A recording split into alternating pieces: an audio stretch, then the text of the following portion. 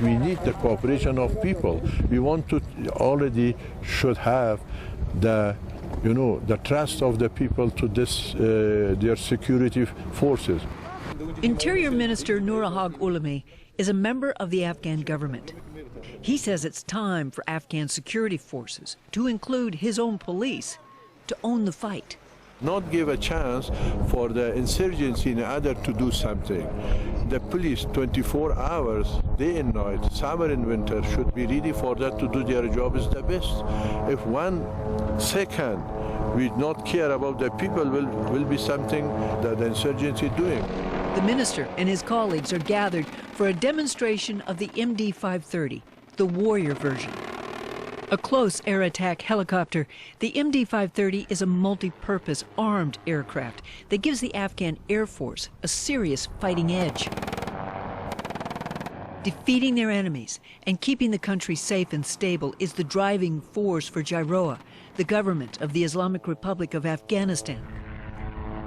The Afghan Air Force is viewed as a critical tool in the overall strength of national security. There's about 100 aircraft currently in the Afghan inventory, which means that Afghanistan is literally taking the fight to the skies. Across the country, Afghan aviators are learning the skills of flying, both rotary and fixed wing. The AAF is seen as a vital enabler. If you spend much time out in the wilderness in Afghanistan, if you fly over Afghanistan, what you can quickly find is a pretty rugged terrain. So the easiest, most effective, most efficient way to get around is via some sort of a rotary wing or fixed wing aircraft. It also gives them ability to bring fires to the fight. Flying is just the start. Creating an air force from the ground up includes command and control, maintenance, supply. You got to make sure that the staff knows how to plan a budget so that they can forecast requirements and have the money to pay for it when it gets there. So those are kind of some of the higher order things that perhaps you don't think about that takes time to build that capability, so when they step away, they will truly have a sustainable Air Force. Success is in the wings, and not only in the air. Resolute Support is set to help Afghanistan on all levels. They've got the combat power. They've got the capabilities. The confidence comes from showing them what they already know to be true, that what they see as the problem is correct, and that they've got the capability to go after solving that problem. And they've had, just in our short time here in the last few months, a couple quick wins with that. Lots of bigger problems to address, however. Colonel J.B. Vowell says the ANA are proven fighters. They have what it takes to defeat the enemy today. The challenge is guiding them to a mindset that embraces what it takes to be ready for tomorrow's fight. In Afghanistan, everything is simple, but the simplest things are difficult.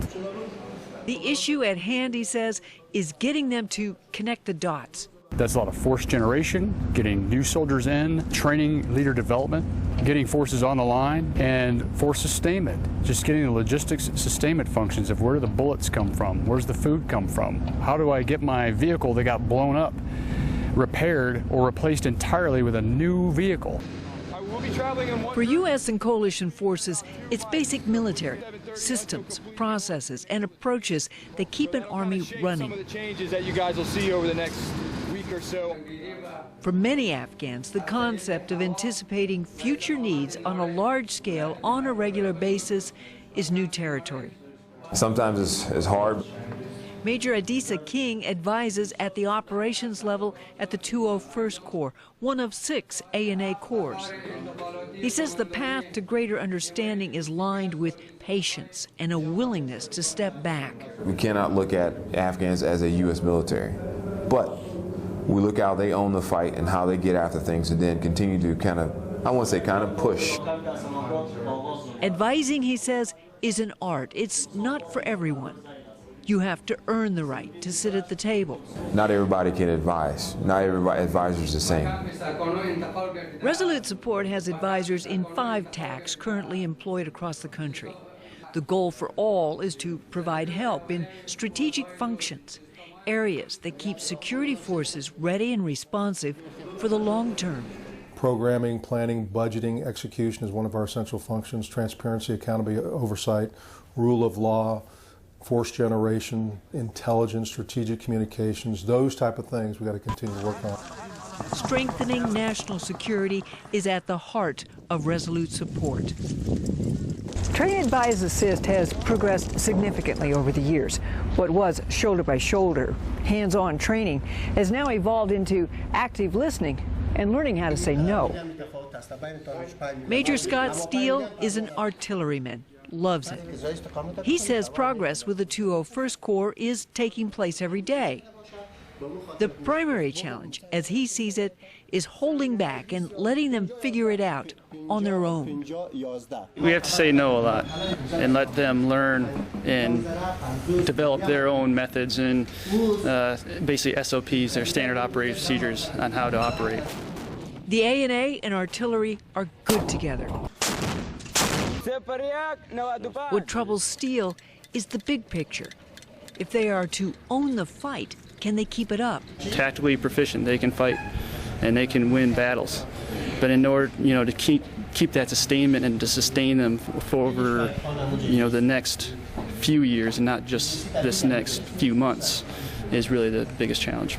But with this battle tracking, what does this remind you of? The big picture also concerns Captain Lorenzo Suarez.